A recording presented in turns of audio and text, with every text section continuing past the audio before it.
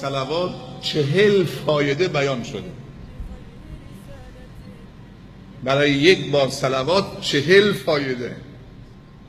لطف خدا رو نگاه بکن و ارزش این کسی که من و تو منسوبیم به اون، ما امت محمد صلی الله علیه و سلم هستیم.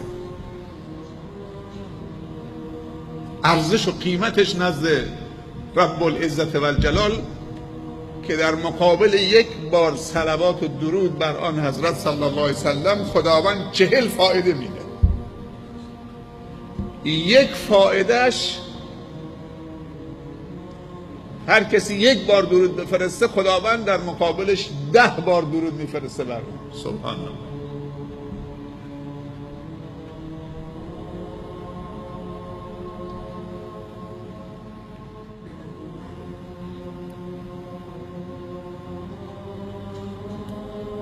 ان الله و ملائکته، خوب دقت بکنید، خداوند و کل فرشتگانش یصلون علی النبی.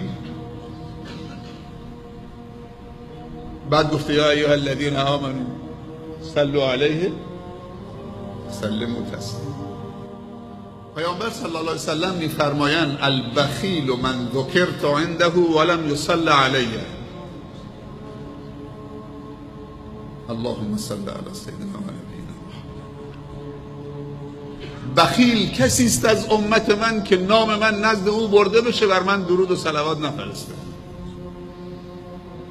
وصف بخیل بودن رو دوست دارید؟ اگه دوست ندارید صلوات محمدی غرا بفرستید. اللهم صل علی سیدنا.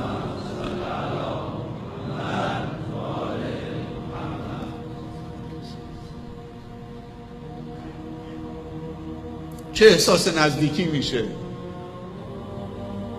وقتی درود و صلوات بر پیامبر صلی الله علیه و سلم بفرستید. چه احساسی، چه حس خوبی به دست میده، چه احساس قربی حاصل میشه.